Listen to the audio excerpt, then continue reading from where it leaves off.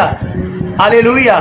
कितने लोग आनंदित हैं, कितने लोग आनंदित हैं, हालेलुया। अपने हाथों को दिखा के हाथों को उठा सकते हैं, हम आनंदित हैं, हम प्रभु की हुजूरी में हैं, हालेलुया। मेरे साथ फिर से पढ़ेंगे। इसलिए पहले तुम परमेश्वर के राज्य और उसके धर्म की खोज करो, तो ये वस्तुएं भी तुम्हें मिल जाएंगी, हालेलुया, हालेलुया।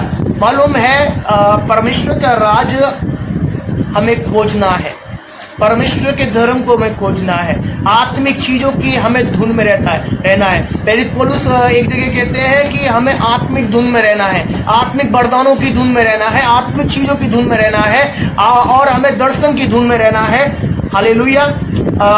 और हम देखते हैं, कल हमने सीखा बहुत सारी बातों को कि हमें आत्मिक जगत में एंटर करना है, आत्मिक जगत में जाना है, अलौकिकता में जाना है, हालेलुया, हालेलुया। मेरे साथ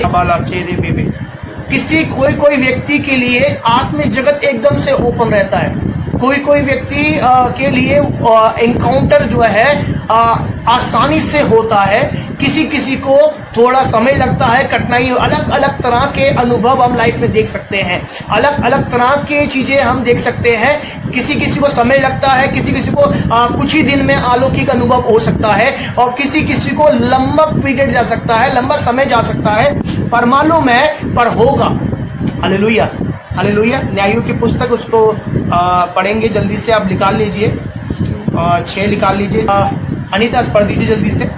जब इजराइलियों ने मिद्यानियों के कारण यहोवा की दोहाई दी, तब यहोवा ने इजराइलियों के पास एक नबी भेजा, जिसने उससे कहा, इजराइल का परमेश्वर यहोवा यो कहता है, मैं तुमको मिस्र में से ले आया और दासत्व के घर से निकाल ले आया, और मैंने तुमको मिस्रियों के हाथ से, वरन जितने तुम पर अंधेर करते थे उन सबों के हाथ से छुड़ाया, और उनको तुम्हारे सामने से बरबस निकाल कर उनका देश तुम्हें दे दिया।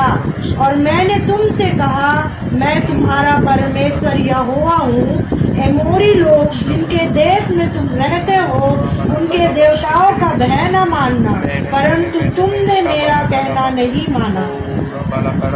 हालेलुया।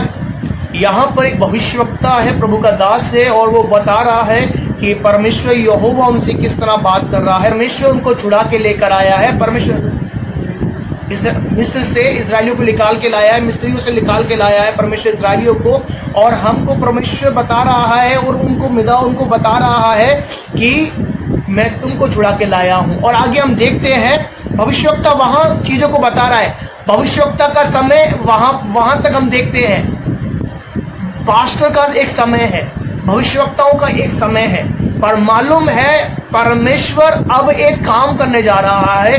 अब परमेश्वर डायरेक्ट एनकाउंटर होने जा रहा है।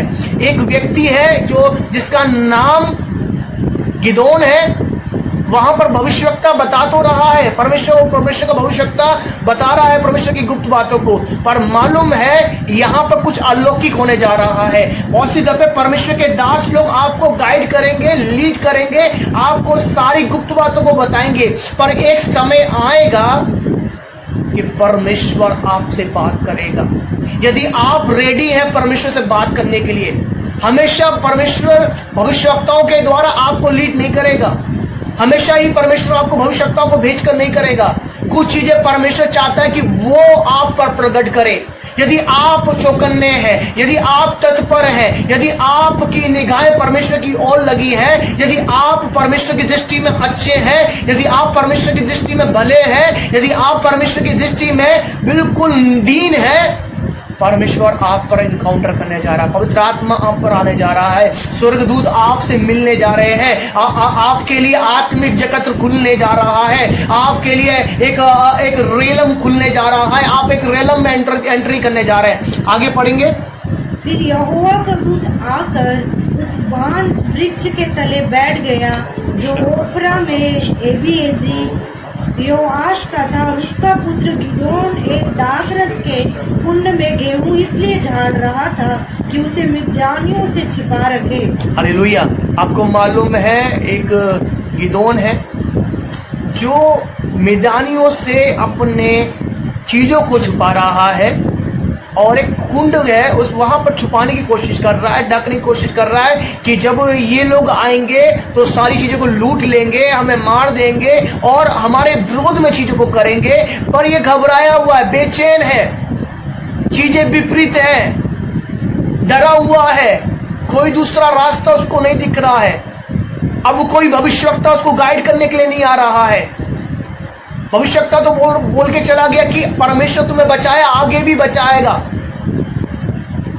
पर बहुत सी दफे आपके पास पास्टर अवेलेबल नहीं होंगे, बहुत सी दफे आपके पास भविष्यवक्ता अवेलेबल नहीं होंगे, बहुत सी दफे आपके पास इवेंजलिस्ट अवेलेबल नहीं होंगे, बहुत सी दफे आपके पास प्रेरित प्रभु के प्रेरित अवेलेबल नहीं होंगे, उपदेशक अवेलेबल नहीं होंगे।